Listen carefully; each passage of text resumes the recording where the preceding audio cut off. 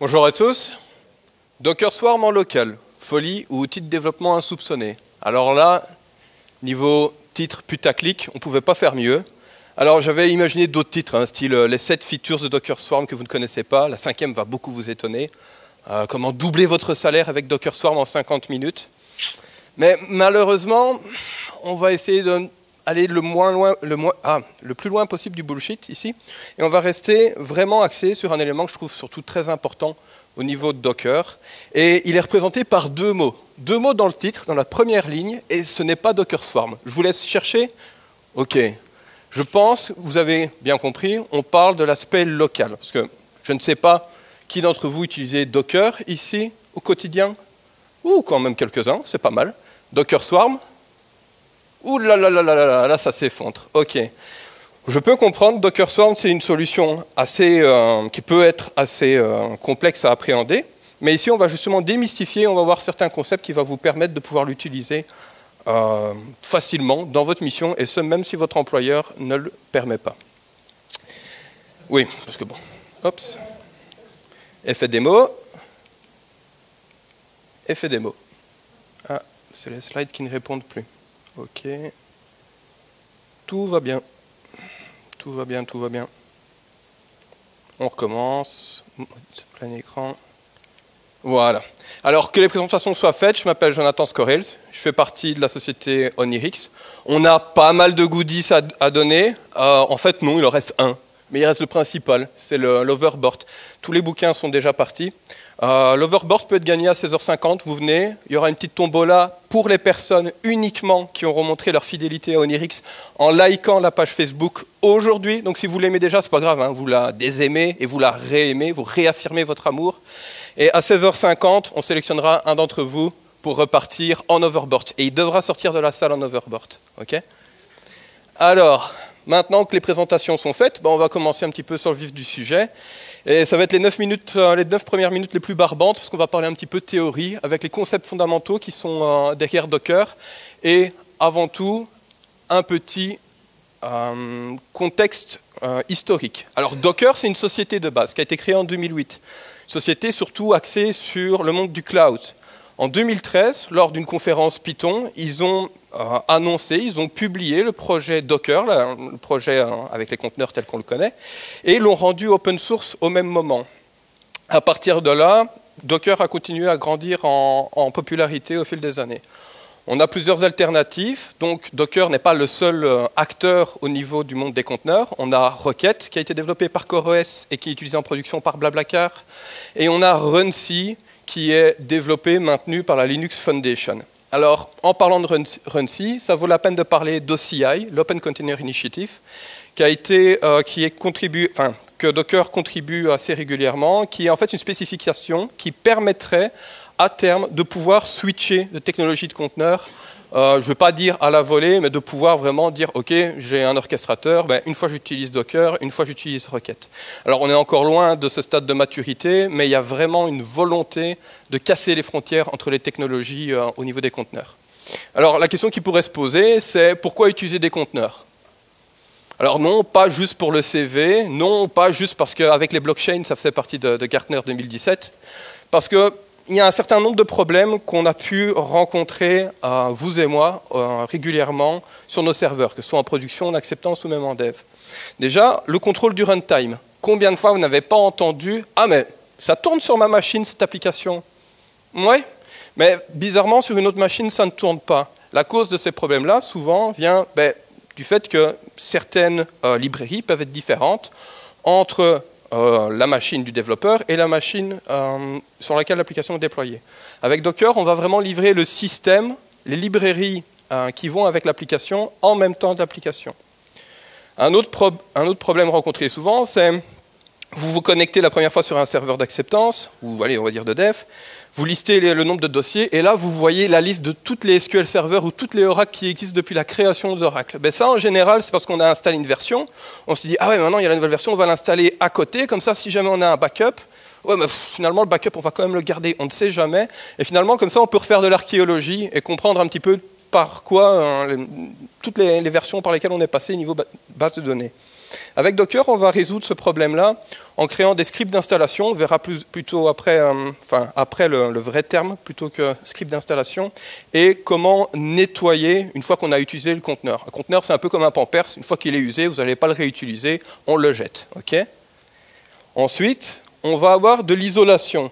De l'isolation simplement parce que on n'a pas forcément envie que deux applications qui tournent sur un même serveur, une utilise beaucoup de RAM et l'autre en a besoin aussi, et par la faute d'une des deux, ben, l'autre se retrouve, par exemple, down pendant un moment. Donc avec Docker, on va aussi avoir une philosophie où par hôte, par machine, par entité de déploiement, on n'aura qu'une seule application. Et finalement, une gestion homogène, ben, j'imagine qu'entre vous, ici, vous devez être en général des développeurs .NET, j'imagine, sans préjugés, hein. Peace, je suis développeur Java, peace, pas de tomates pourries, désolé.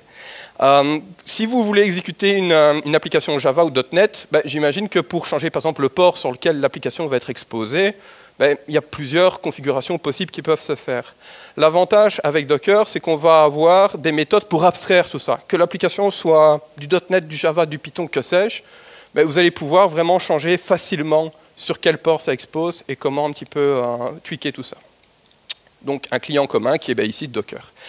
Alors là, je vous sens arriver, ok, bon, c'est bien beau tout ça, mais là, il est en train de me lister tous les avantages d'avoir des VM, en fait. Alors, en effet, c'est le même principe de l'isolation, mais il faut comprendre que les conteneurs ont une contrainte beaucoup plus ferme. En effet, quand vous êtes un conteneur Linux, vous ne tournez nativement, je précise bien nativement, que sur Linux. Vous êtes un conteneur Windows, vous tournez nativement uniquement sur Windows.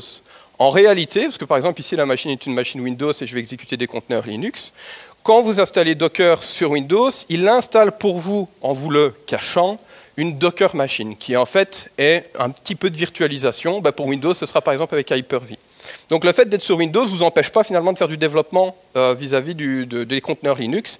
C'est juste qu'il faut bien garder en tête que le gros intérêt des conteneurs, c'est qu'une fois que ça va tourner sur un serveur Linux, ça va très vite. Lancer le daemon Docker, même si ça prend peut-être 20-30 secondes quand il est virtualisé sur Windows, sur Linux, ça prend moins de 2-3 secondes, quoi. Ensuite, le conteneur, il va quand même être isolé comme une VM, donc il aura son propre adresse IP, il aura son propre file system, ses propres processus.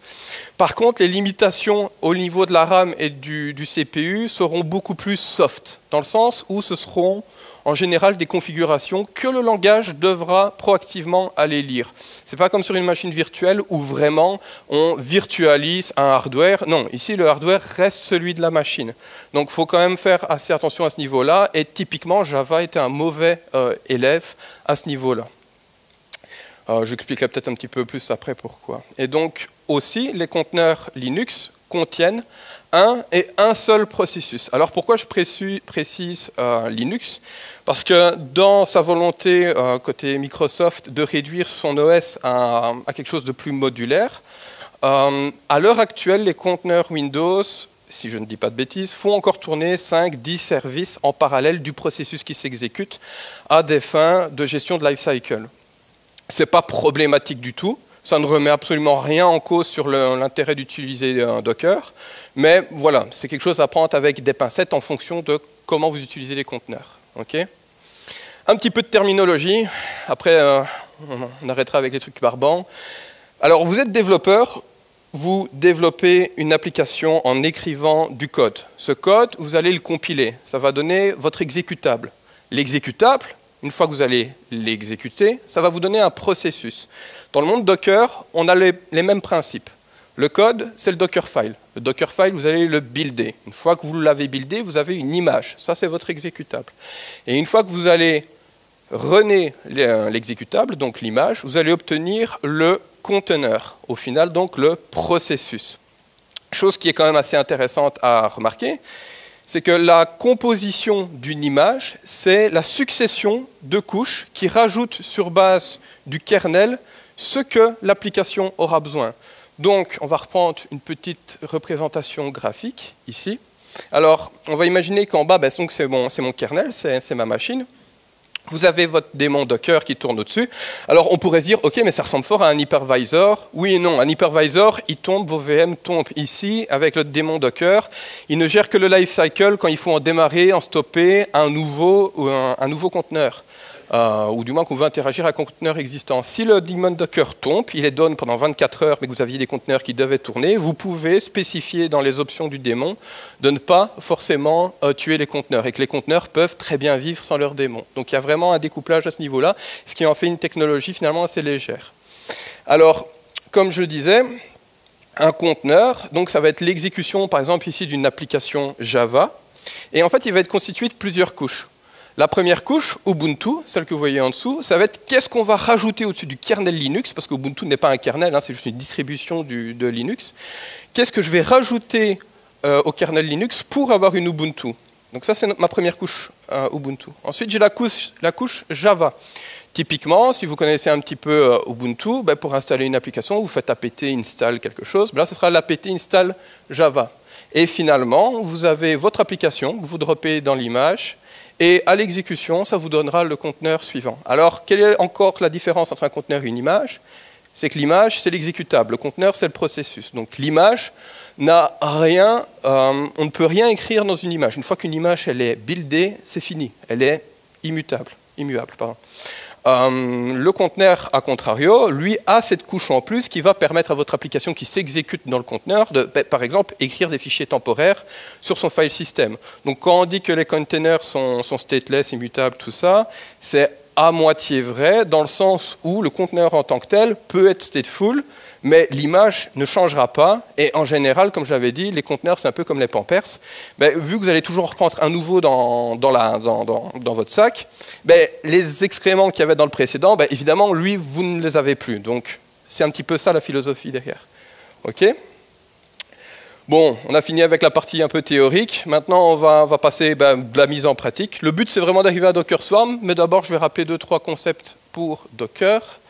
Alors, à l'heure actuelle, il y a déjà beaucoup d'images officielles qui existent. Donc, si vous dites, oula, ça va être compliqué, je ne sais pas trop par quoi commencer, ben, parfois, le plus simple, c'est simplement de prendre des images qui existent déjà. Si vous avez besoin d'un système plus le support d'un langage, des bases de données, des serveurs HTTP, ou même des choses d'infrastructure assez générales, vous avez déjà beaucoup d'images disponibles. Vous avez aussi des images faites par la communauté. Souvent, c'est des repackaging d'applications, soit d'autres sociétés comme pour Spotify, qui ne gèrent pas forcément Kafka, mais ils ont leur propre image Kafka qu'ils distribuent. Ou des fois, vous avez des images comme Plex Inc., Plex Media Server ou Grafana. Alors là, vous êtes en train de vous dire, ok, je ne comprends pas. Juste au-dessus, il nous dit que c'est les images officielles. Et là, finalement, c'est la communauté Grafana qui s'occupe de Grafana. Et ce n'est pas officiel. En fait, au-delà d'être maintenu par l'équipe possédant une application, pour être considéré comme officiel, il y a aussi tout un nombre de critères de qualité que Docker inspecte. Et typiquement, ces deux applications-là, les deux dernières, n'ont pas encore rempli tous ces critères. Alors la question à 1 million d'euros, c'est comment on exécute une image. Ça doit être fort compliqué. Vous tapez Docker run une image. Mais pas que. Pas que, parce que de base, comme je l'ai dit, chaque conteneur est isolé. Donc, quand vous allez déployer, par exemple, un serveur Plex, vous n'allez pas avoir directement sur votre machine le Plex d'exposé. Vous allez devoir faire remonter les ports qui sont exposés au niveau de ce conteneur au niveau de votre machine. Alors, pour ça, il y a plusieurs solutions. La première, c'est vous configurer en fait, directement l'adresse IP du conteneur au niveau de votre machine. Et vu que c'est une IP locale, bon, ça ne va pas être très utile et c'est surtout très chiant à faire. Deuxième solution, on a le fait de briser carrément l'isolation, se dire, ok, je vais démarrer un conteneur, mais le conteneur, il va vraiment s'exécuter sur ma machine. S'il exporte le port 80, j'exposerai le port 80, je ne me pose pas de questions. Ça, c'est un peu dangereux, dans le sens où, voilà, s'il y a une faille de sécurité dans un conteneur, vous la chopez sur votre hôte aussi. Et la dernière solution, vous en doutez la meilleure, qui va être de spécifier certains ports sur l'hôte avec l'option "-p". En premier, le port sur lequel vous voulez l'exposer, et en deuxième lieu, après les 2 points, le port sur lequel l'application a été configurée pour exposer. Et là, vous vous en doutez, Jesus approve. Donc, petite, c'est pas vraiment une grosse démo, mais un petit exemple. Ici, je suis dans mon terminal, j'ai Docker d'installer. hop, sur Windows, c'est un simple exécutable à lancer, je suis en 18.9. Je vais lancer une application facile, donc Nginx. C'est un serveur HTTP, il renvoie simplement une page HTML disant coucou. Voilà, donc Docker Run. Je lui dis, le port 80, tu vas me l'exposer sur ma machine et tu vas pointer vers quoi? Vers le même port 80 de Nginx. Enter. Là, pour le moment, il n'y a pas de log, simplement parce que Nginx ne log rien de base. Je vais dans le navigateur, je vais sur localhost, je suis sur Welcome to Nginx. Alors, bon, là, vous allez me dire, wow, génial, un Hello World en HTML, super, j'ai bien avancé. Alors, il faut comprendre que pour pas mal d'images, comme par exemple celle de Plex, je reviens toujours sur Plex, mais c'est cool Plex, vous avez vraiment votre média serveur qui démarre directement avec les bons ports déjà préconfigurés. Et donc, vraiment, la philosophie, c'est vous faites le Docker Run, l'application, vous avez l'application qui tourne. Après, évidemment, à vous de customiser ce que vous voulez customiser au-dessus. OK? Donc là, je vais juste la couper. Hop. Voilà. Alors, comment trouver des images? La première grosse solution, et celle qui est la plus communément admise, c'est on va simplement sur DockerUp. Sur DockerUp, c'est assez simple. Vous arrivez sur un petit dashboard comme ça bien vide. Soit vous allez dans Explore, vous voyez un petit peu des applications qui existent, ou soit, imaginons que vous êtes développeur .NET, vous tapez .NET, et vous voyez, ah, tiens, il y a une image faite par Microsoft qui permet j'imagine, d'exécuter du code .NET. Là, vous voyez, il y a différents types de labels, il y a toujours un petit peu de documentation. Donc, par exemple, comme on l'a fait ici, Docker Run, suivi de l'image .NET. Et par exemple, ici, lui, il a fait le choix d'exposer sur le port 8000 le port 80.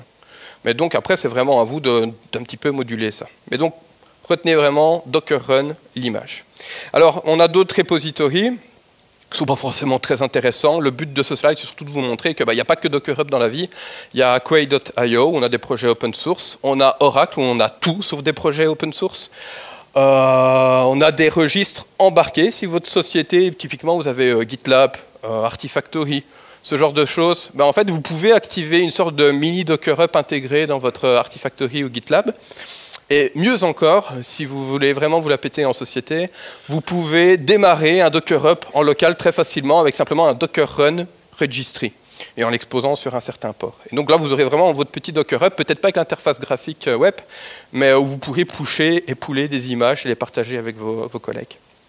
Alors la question qui se pose maintenant, c'est, ok, c'est bien beau, mais comment moi je crée mes images, ok?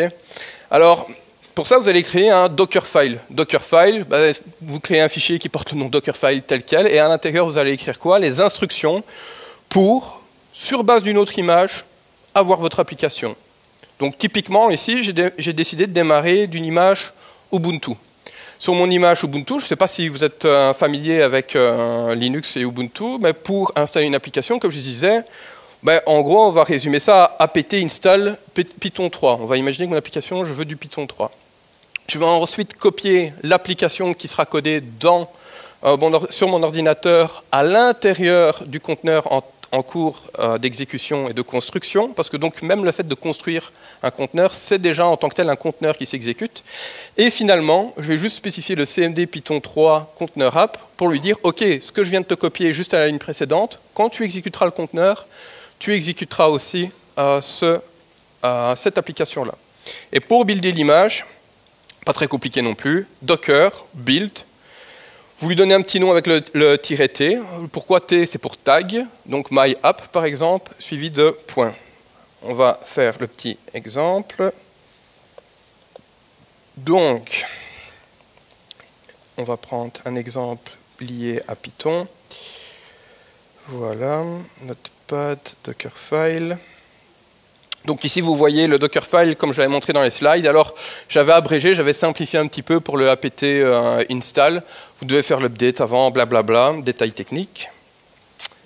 Et quand vous allez builder l'image, docker build-t my.py-app, point, pour dire, OK, c'est dans le dossier courant que le Dockerfile se trouve.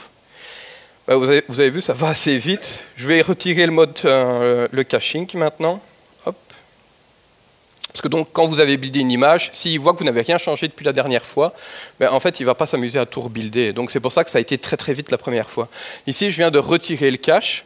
Et donc, du coup, il va opérer comme si il était vraiment dans une petite, dans un conteneur, dans une petite VM, même si encore une fois, ça n'est pas des VM. Et il va installer Python 3. Et une fois que Python 3 sera installé, il va copier, on le voit maintenant, l'application dedans et définir, OK, quand on va vouloir l'exécuter, cette application-là, on fera telle commande. Alors, on va déjà voir un petit peu à quoi ressemblait l'application, parce que bon, sinon, voilà, c'est pas très intéressant. Notepad, host. Alors, j'ai décidé de faire plus que du microservice et plus que du nano-service. J'ai fait du print service. Donc, en gros, il y a juste un print, il n'y a rien d'autre. Hello devnet. Donc ça, c'est l'application que je viens de copier dans mon conteneur, OK? Je fais docker run, comme tout à l'heure. Je vais lui stipuler qu'après, il peut supprimer ce que je viens de lui créer. My.py.app. Hello devd. Et il se coupe. Alors, vous avez vu que là, ça n'a pas été ultra réactif pour un print. Il y a tout le fait que ça travaille avec la virtualisation au niveau de Windows ici. En général, si vous êtes sur une machine Linux, on parle d'un overhead pour avoir fait quelques benchmarks de quelque chose comme 40 millisecondes en plus. Donc, c'est quand même assez léger. Et ça va vous permettre vraiment de maintenant pouvoir donner cette image Docker à quelqu'un de l'infrastructure. Et voilà, même si lui, il a un autre patch de la version de Python 3 ou ce genre de choses, mais pas de souci, il aura l'exécution telle que vous l'avez designée et telle que vous l'avez testée. Okay ? Alors ça, c'est une façon de faire. Une autre façon de faire, donc au lieu de partir depuis une image d'un système, style Ubuntu, on peut partir depuis une autre application. Tout à l'heure, j'avais démarré Nginx, donc le petit HTTP serveur qui, par défaut, ne renvoie qu'un HTML. Et ici, je vais l'overrider par un HTML à moi. Du coup, le Dockerfile ne fait que 2 lignes, mais ce n'est pas grave. Toutes les couches qui ont été écrites avant dans les autres instructions vont être réexploitées ici dans celle-ci. Donc ça peut être vraiment pas mal, parce qu'au niveau de votre société, si typiquement, votre société s'appelle Ma Société, et vous avez des développeurs Java, et que vous ne leur faites pas vraiment confiance, parce que les développeurs Java, on ne sait jamais vraiment ce qu'ils font,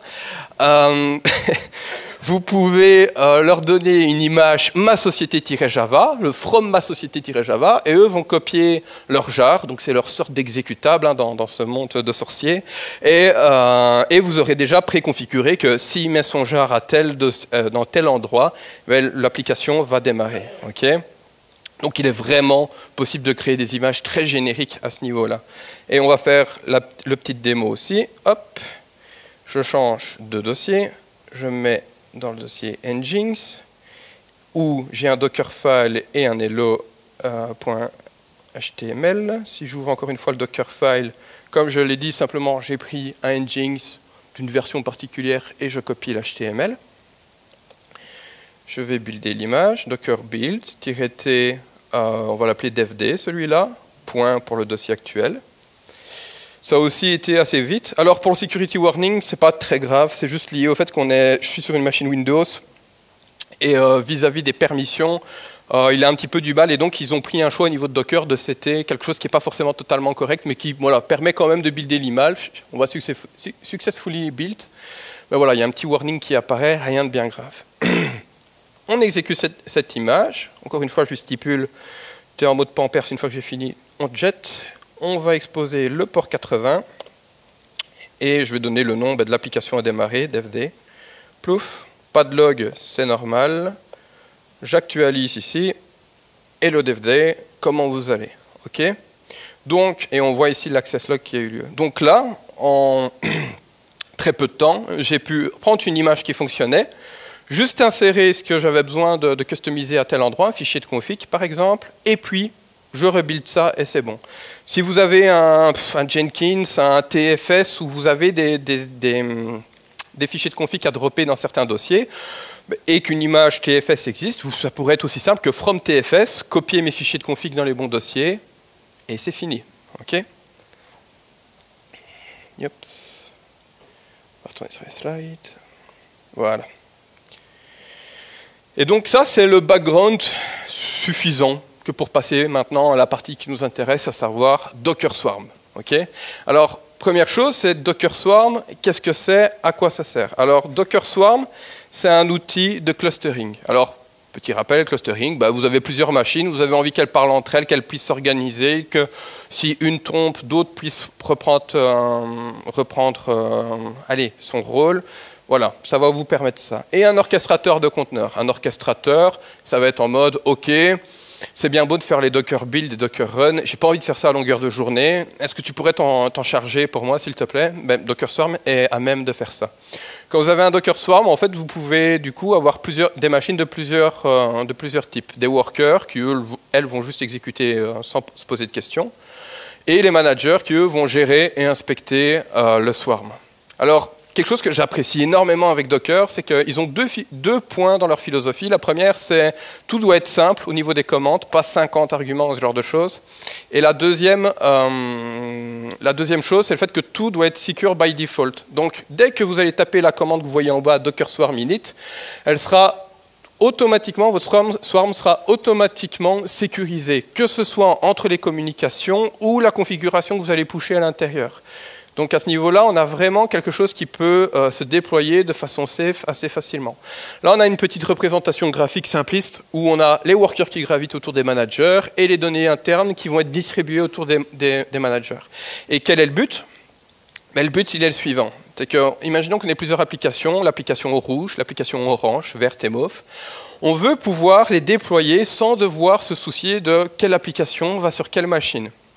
Je disais que Docker avait été créé avec le cloud en tête. Ici, c'est typiquement le use case, c'est de se dire, OK, j'ai un parc informatique de 10 serveurs, je n'ai pas forcément envie que mes 10 serveurs doivent être micro-managés, même si tout ce qui est micro, c'est assez à la mode ces temps-ci. Je n'ai pas envie forcément de devoir micro-manager mes serveurs, je vais dire simplement, OK, je veux une application, déploie-la moi quelque part.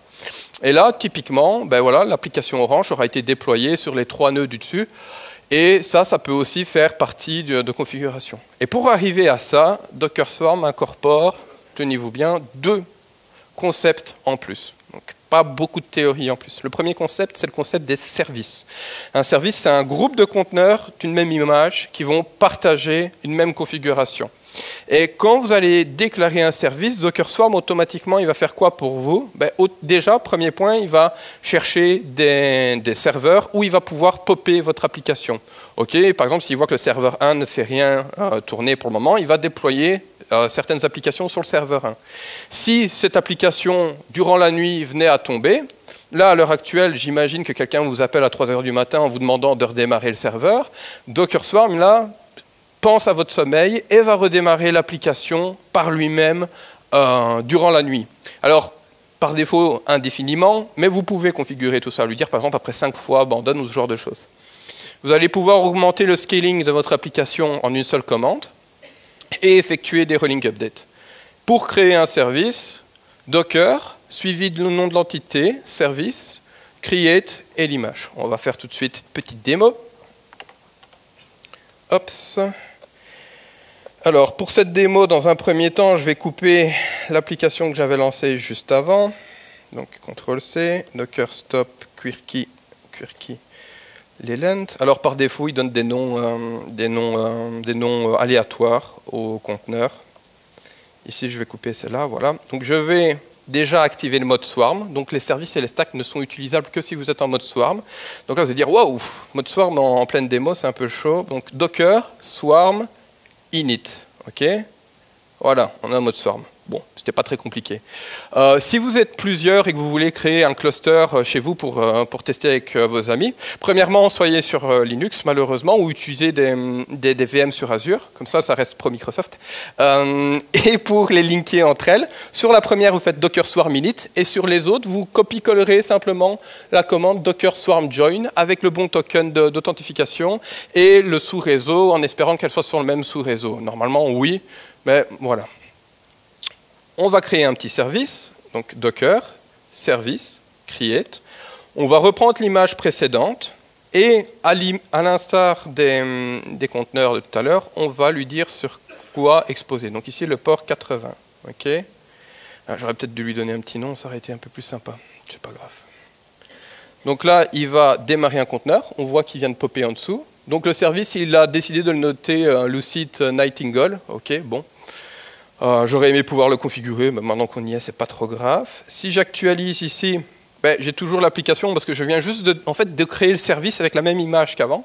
Donc là, vous êtes en train de vous dire, OK, c'est bien beau, mais c'est quoi l'intérêt par rapport à ce qu'on a fait juste avant? Ben, maintenant, imaginons que vous avez beaucoup de trafic, beaucoup de clients.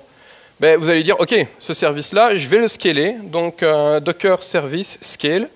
Je vais lui donner le nom du service, à savoir, il faut l'autre terminal parce que j'ai déjà oublié, hop, Lucid Nightingale. Et je vais lui dire le nombre de réplicas que je veux. Là, ça prend 2 mégas de RAM.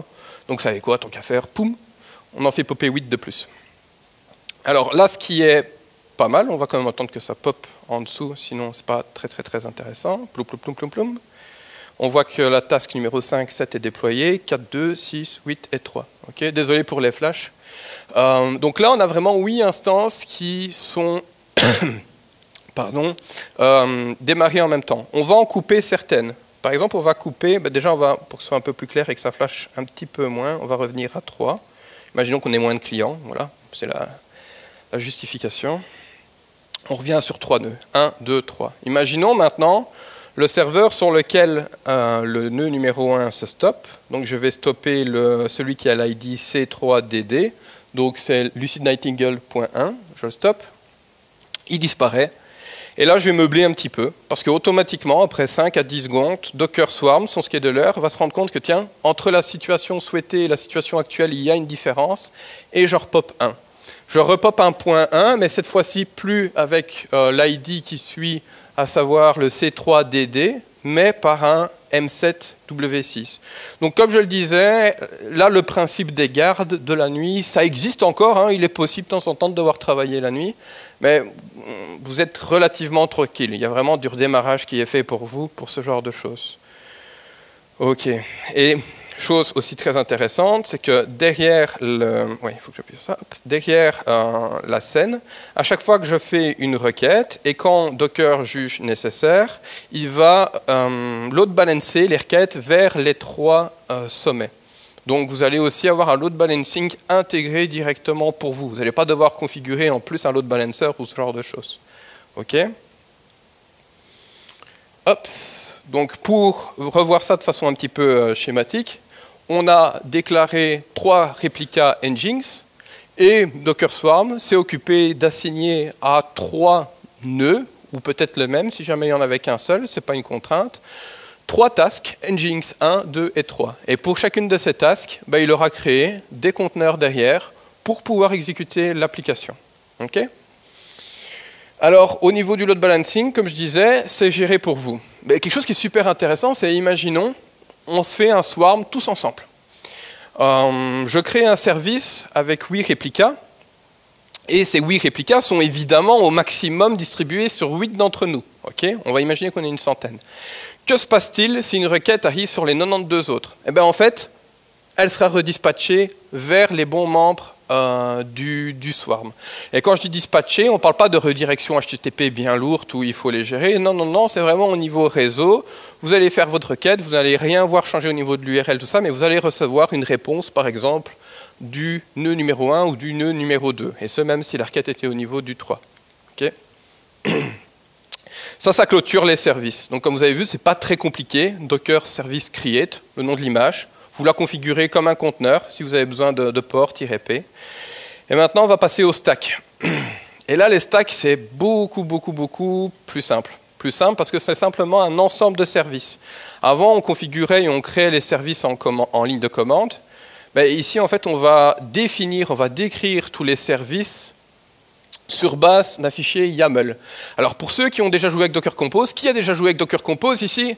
Ouh, il y en a pas mal. Eh bien, vous avez déjà fait pas mal de chemin vers les stacks, parce que la syntaxe est à 99% la même. Il y a juste quelques concepts qui ont été retirés depuis la version 3 des Compose Files, comme par exemple les links. Maintenant, les links, on n'utilise plus. Donc, pour les autres, à quoi ça sert les links?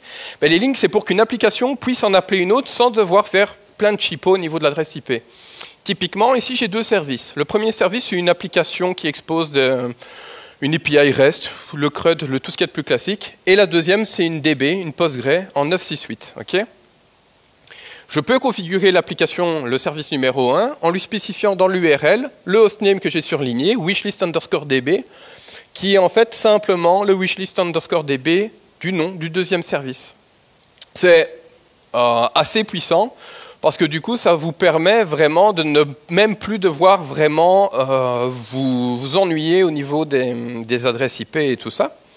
Et c'est fort proche de ce qu'on peut voir au niveau des services discovery, au niveau des API gateway. Donc c'est vraiment quelque chose qui va permettre de pouvoir créer des stacks conséquentes sans trop de soucis. Une autre chose qui est bonne à remarquer, c'est qu'en général, on configure des services, des conteneurs, via des variables d'environnement. Ça fait partie des 12 facteurs du cloud native, j'en parlerai tout à l'heure.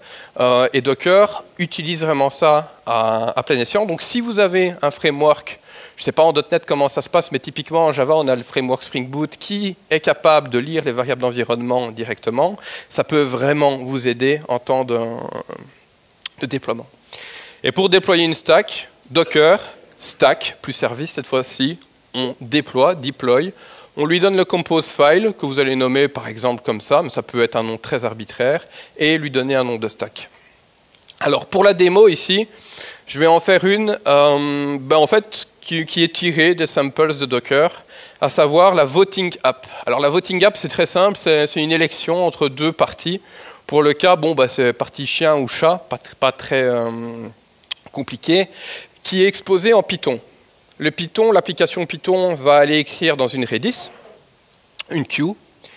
La queue va être lue par un worker, ici il est mis Java, mais ça peut être tout ce que vous voulez au niveau applicatif. Dans l'exemple, je pense même que c'est .NET, donc le dessin ici n'est pas terriblissime. Va aller pousser au niveau d'une Postgre, et cette Postgre va être exposée par une autre application en JavaScript sur un autre port. Okay. Donc ça, c'est le fichier compose qui décrit cette stack. Alors, rien de bien compliqué. On a 5 services, la Redis, la DB, l'application pour voter, l'application pour voir les résultats et le worker qui va lire la Redis. Et vous voyez plusieurs éléments quand même assez intéressants. Par exemple, deploy replica 2, on peut dire, ok, telle application, par défaut, au lieu de commencer à 1, j'en mets déjà 2. On peut configurer les ports, comme on fait tout à l'heure avec le -p. Ici, ça vous permet de pouvoir l'avoir bien sauvegardé dans un fichier facile. Et ce fichier-là, vous allez exécuter la commande stack deploy et ça va démarrer. Donc là, on va le faire en live quand même. Hop. Voilà. Je vous mets deux. On va couper le service précédent. Donc Docker service rm lucid nightingale. Voilà. Il va se couper bientôt.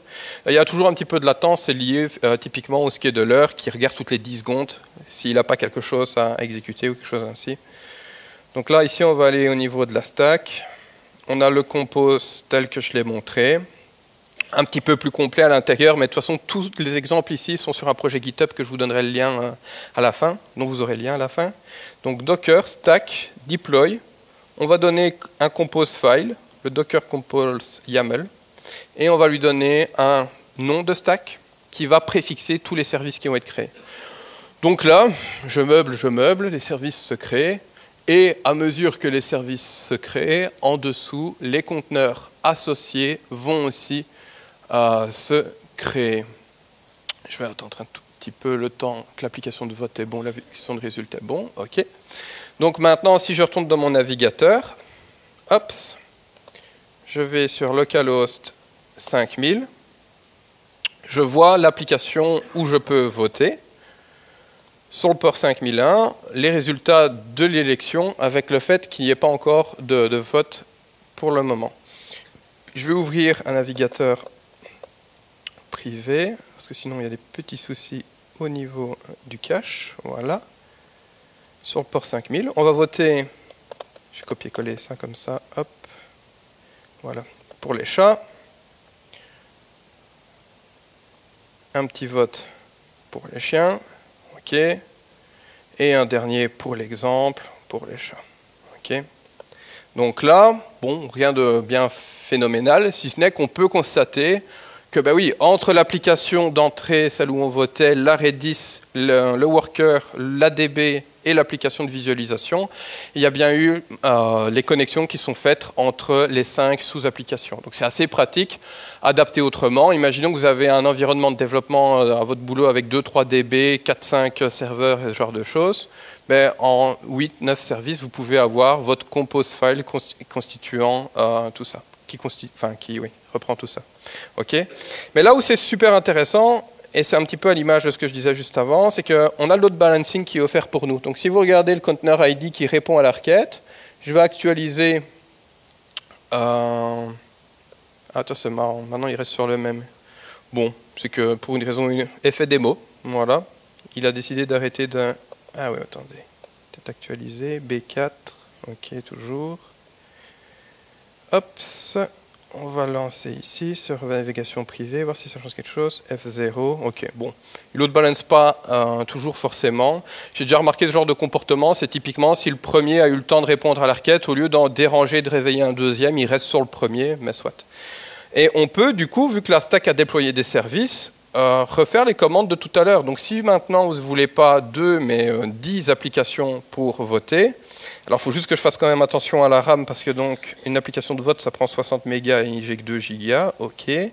Donc on prend le service qui s'appelle vote underscore vote, donc le nom de la stack underscore le nom du service qui a été défini. On va mettre 5 cette fois-ci. On crée plus d'applications pour voter. Et si maintenant je retourne dans mon navigateur, donc déjà il faut qu'elles apparaissent en bas, sinon voilà, donc 4, 5, 3 apparus, ok. Si maintenant j'actualise ici et que l'effet démo s'est estompé, ah voilà, maintenant ça change bien, ok. Donc on voit maintenant on a 5 valeurs qui s'alternent au lieu des 2 de tout à l'heure, ok. Donc vraiment ça vous permet de profiter de tout ce qu'on a vu au préalable, mais de ne plus devoir refaire tout à la main au niveau des services. Tout ceci nous amène au dernier chapitre et finalement celui qui est le plus raccord avec le titre. Donc ok, mais maintenant en local, comment moi ça peut me servir, tout ce que je viens de voir? Ben, de différentes façons. La première est celle que je trouve vraiment la plus utile, c'est tout le monde a un environnement dockerisé de développement. Okay, si avant vous aviez la dev, mais que vous préfériez développer et déployer en dev parce que, bah ouais, mais bon, en local, ça prend une plombe. Là, il y aura peut-être un petit temps de travail au tout début à créer la stack avec toutes vos applications, mais une fois que tout sera fait, vous avez un nouveau collègue qui arrive au travail. Au lieu de devoir lui donner une semaine à lire de la doc pour comment installer son environnement, il tape sa stack deploy, ou il exécute une image si vous n'avez qu'une seule image, et il a déjà une application peut-être préconfigurée avec tout ce qu'il lui faut à l'intérieur. C'est typiquement ça qui m'a lancé au niveau de Docker Swarm chez mon client actuel. C'est le fait que voilà, les installations et tout ça pouvaient prendre du temps. J'ai rédigé 2-3 Docker files, pas très compliqué encore une fois. En fait, je reprenais des images où les applications existaient, je mettais la config, je les ai mis dans une stack deploy, et c'est bon. Ensuite, d'un point de vue qualité de code, c'est pas mal aussi, dans le sens où combien de fois vous n'avez pas, en tout cas moi c'est mon cas, où j'ai une application, un serveur qui expose peut-être 5-6 ports avec on va dire une vingtaine de services dedans, j'ai des tests de charge dessus, j'ai peut-être envie de regarder, ok, quel est le service REST là-dedans, qui est le bottleneck. Typiquement, je peux essayer de scaler un service et voir si en scalant, en mettant 10 instances, si ça va plus vite et relancer mes tests de charge et voir comment ça se comporte. Pouvoir vraiment faire ça facilement. Les tests de mise à l'échelle, ça va vous permettre typiquement si en acceptance ou en production vous avez 2 serveurs en parallèle ou plus, mais qu'en dev vous n'en aviez que un, tous les bugs que vous détectez en acceptance simplement au moment où j'avais pas pensé à ça, du coup le service ne peut tourner qu'une seule machine en même temps, là vous pourriez le détecter facilement aussi en local, vu que vous pourriez le scaler par exemple à 10, 20 nœuds et voir en lançant des tests de charge qu'il n'y a pas des exceptions qui viennent à apparaître.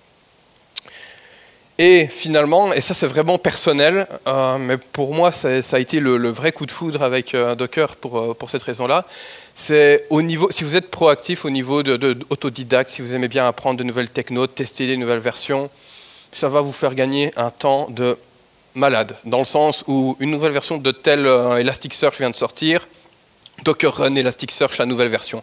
Vous testez si vos commandes, votre jeu de commandes dans Postman ou dans n'importe quel outil que vous avez fonctionne toujours. Oui, ah ben ok, j'upgrade dans cette nouvelle version. Vous voyez que certaines ne passent pas de souci, je regarde. Vous entendez parler d'une nouvelle technologie, Redis, Docker Run Redis. Vous faites les 2-3 commandes dans le tuto, vous regardez comment ça se comporte et vous pouvez l'utiliser de votre côté. Alors, ça, c'est vraiment un usage perso. C'est pour moi vraiment le fait que voilà, Docker a vraiment un intérêt, même si le client ne le gère pas. Mais il y a aussi quelques statistiques à garder en tête au niveau de l'adoption de Docker dans les sociétés. Datadog, c'est une société d'infrastructure qui manage des serveurs pour différents clients. Alors, entre 2014 et maintenant, plus de 20% des hôtes de leurs machines font tourner Docker. Sur ces 20% de machines qui exécutent Docker, 50% maintenant utilisent des orchestrateurs. Donc les orchestrateurs, pour rappel, c'est typiquement Docker Swarm. Alors ce qui est aussi très intéressant, c'est que le schéma précédent, c'était depuis 2014. Celui-ci, c'est depuis 2015. C'est-à-dire que les orchestrateurs ont pris un certain temps avant de montrer leur plus-value. Au début, on parlait d'OpenShift, Kubernetes, à l'époque où c'était assez compliqué de les installer. Et ça a eu un petit peu du mal à vraiment voir la plus-value. Après, maintenant, avec tous les cloud providers et les solutions pour le faire en local avec typiquement Docker Swarm, ben, les gens se sont vite rendus compte que oui, le fait d'avoir quelque chose qui vérifie que mes applications tournent, le fait que je puisse déployer plusieurs fois une même application, ça a un intérêt. Et donc là, par contre, quand vous utilisez Docker, ben, très souvent, vous allez utiliser un orchestrateur juste après. Ce graphique-ci, je l'adore pour une seule raison, c'est que même si bon, les statistiques sont toujours plus ou moins les mêmes, donc là, 25% des sociétés déclarent utiliser Docker. C'est-à-dire que là, on regarde le bleu clair, on se dit, ok, ça c'est ceux qui ont adopté, ok, 25% ont adopté. Et les pessimistes se disent, ouais, mais il y a quand même, allez, 5% des sociétés, un peu plus de 5%, ils ont testé et ils n'en sont pas forcément contents, ils ont abandonné Docker. Ok, pas de souci. Mais la partie invisible, la partie blanche, c'est le pourcentage de gens qui n'ont pas encore essayé à l'heure actuelle de tester Docker au sein de leur entreprise ou dans leur activité professionnelle. Cette proportion-là, mathématiquement, ça reste logique, ne va faire que diminuer avec le temps. Et donc, enfin, pas forcément, enfin, soit, va faire que diminuer avec le temps. Donc, que vous aimiez ou pas Docker, pas de souci. Enfin, quoique si vous aimez pas, enfin, voilà. Que vous hésitiez ou que vous aimez, pas de souci. Mais, par pitié, ce soir, rentrez chez vous, installez Docker sur votre machine, un Docker Run Nginx. C'est bateau, hein, vous avez juste une page HTML, mais au moins vous aurez ne fût-ce que déjà, ok, là je viens de télécharger une image, je viens de l'exécuter. Testez, et petit à petit vous allez voir, a priori, le virus devrait venir. Et si jamais vous n'avez vraiment pas d'idée, vous dites, ok, je ne sais vraiment pas pour ma société ou pour mon activité, quelles sont les applications qui pourraient être containerisées, regardez cette liste-là. Cette liste-là, c'est les technologies les plus utilisées lorsqu'on utilise Docker, donc les images les plus téléchargées.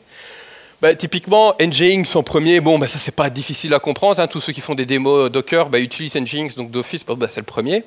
Mais derrière, on a d'autres applications fort intéressantes. Elasticsearch, RabbitMQ, si vous devez faire du queuing, MySQL, ça on va peut-être l'oublier. On a Postgre, ouais, ça c'est déjà mieux. Redis si vous avez besoin de cache.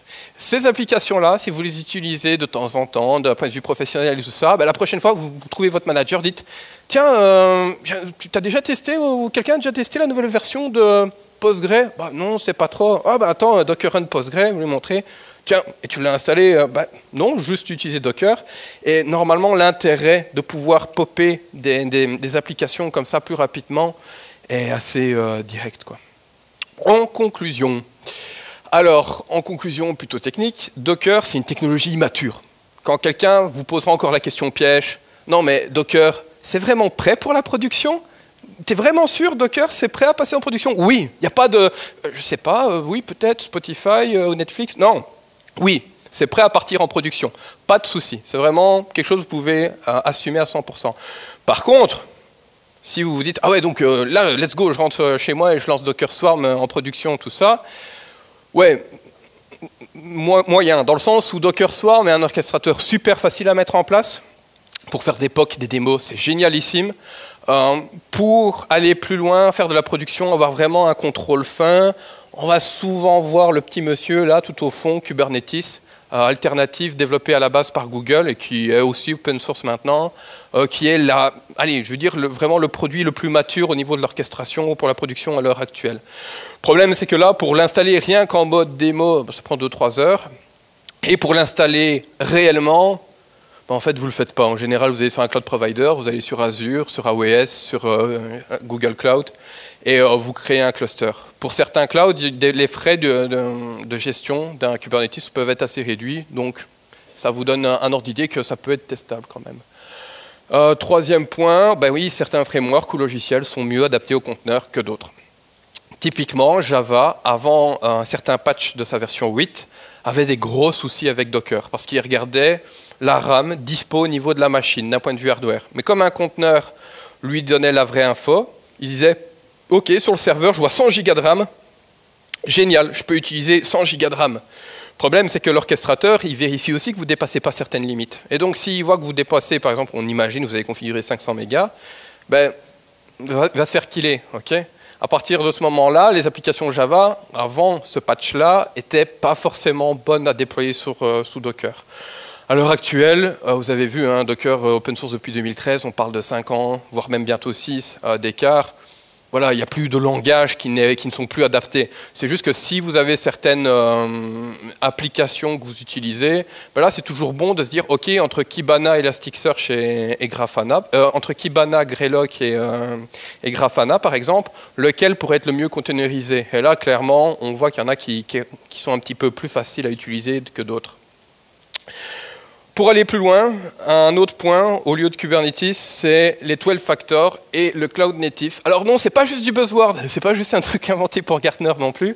Ce sont des techniques de développement, 12 en fait principes à respecter. C'est des principes qui ont été créés par Heroku, un des pionniers au niveau du cloud, et qui en fait listent tout ce qu'une application déployée dans le cloud doit pouvoir gérer. Typiquement, le fait d'être configuré par variable d'environnement, le fait d'être de préférence stateless. Ce genre de choses, c'est dans les 12 factors que vous les trouverez. C'est pas très long, c'est un peu comme l'Agile Manifesto. Vous tapez 12 factors sur Internet et vous allez trouver la liste des 12 principes. Et c'est loin, loin, loin d'être des principes farfelus, comme j'ai dit, utiliser variable d'environnement, ce genre de choses, assez court et assez bref. Tout ceci clôture ce talk. Donc ici, il va rester 10 minutes pour les petites questions, ce genre de choses. Si jamais vous avez des questions beaucoup plus grosses ou plus pièges, ne les posez pas tout de suite. Venez au stand d'Onirix. On vous y accueillera avec des bonbons. Il n'y a plus de bouquins, mais il y a encore un overboard, 16h50. Et je vous remercie énormément pour votre attention. C'est une première pour moi avec autant de gens. Donc vraiment, merci pour votre attention. Merci.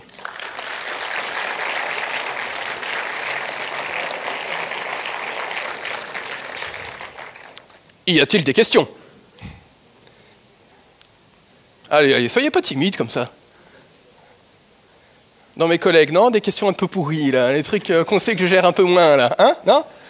Non, rien du tout? Oui, dites-moi. Actuellement, on a un serveur standard Microsoft. Je ne sais pas si tu as déjà eu l'expérience de passer à Docker. Alors, ouais, pour les serveurs standards Microsoft, alors déjà, désolé, je ne suis pas un expert du tout au niveau du monde Microsoft.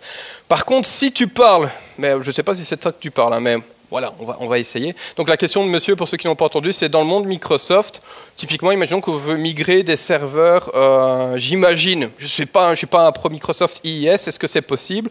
Ben oui, Microsoft, c'est un des grands, enfin je veux dire, faut pas dire contributeurs vraiment de Docker, mais ils utilisent vraiment énormément Docker, donc quasi tout ce que vous pouvez trouver au niveau Windows, à l'heure actuelle, les Windows Server et ce genre de choses, ont des images Docker associées. On va prendre un exemple au niveau d'Azure. Si vous avez besoin de temps en temps l'Azure CLI pour envoyer des commandes dans votre souscription Azure, et que vous ne voulez pas l'installer forcément sur toutes les machines des développeurs, il y a aussi une image Azure CLI qui embarquera juste ce qu'il faut pour envoyer des commandes vers Azure. Donc oui, si tu es dans le monde Microsoft et qu'il y a des migrations à prévoir, il n'y a pas de souci du tout à ce niveau-là à se faire, quoi. Ouais.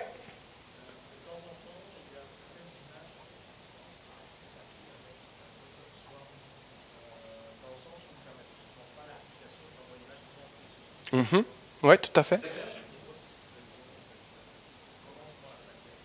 Ben, en fait, c'est un petit peu pour ça, tout à l'heure, quand je disais que certains frameworks ou applications ne sont pas forcément super adaptés.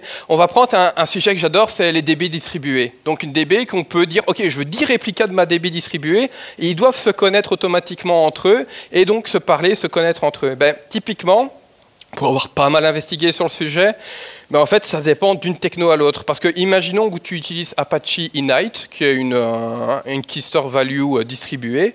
Ben, typiquement, il gère un certain nombre de connecteurs de service discovery pour le brancher des API Gateway et tout ça. Mais au niveau de Docker Swarm, ben, il n'y a pas d'intégration prévue par eux. Et au niveau de Docker Swarm, qu'est-ce qui se passe quand tu dis « OK, mon Inite, je veux 10 réplicas », mais ce qui se passe, c'est qu'il va répliquer les 10, tu vas certainement configurer dans ton Inite, si tu veux connaître tes 9 frères, tu dois appeler telle adresse, donc en fait le nom du service, mais en général, ce qui va se passer, c'est qu'il va dire, OK, c'est quoi l'adresse IP d'un Apache Inite? Et Docker Swarm va lui répondre, ben c'est toi, ton IP, c'est bon. OK, bon, ça me suffit. Mais du coup, ils ne vont pas se connaître entre eux. Donc en effet, dans ce genre de situation, il y a pas mal de soucis, et quelque chose qui est souvent fait, qui a un workaround, je vais dire un peu dégueulasse, mais bon, qui marche quand même relativement bien, c'est avoir un service master, par exemple l'Apache Inite _ master, les Apache Inite _ slave, et les slaves vont pointer pour connaître le master. Comme ça, les slaves, à chaque fois qu'ils démarreront, vont se brancher sur le master, vont donc se connaître entre eux, vu que le master aura été contacté par tous les slaves, et donc tu vas à nouveau avoir un cluster. Le problème de cette solution-là, c'est que si le master il tombe, et que des nouveaux slaves démarrent, ben, eux ne pourront pas se linker aux autres slaves. Donc tu perds des fonctionnalités en effet. Donc ça, c'est vraiment quelque chose qui est vraiment un sujet très intéressant, et malheureusement où il y a encore un petit peu à peaufiner à gauche, à droite.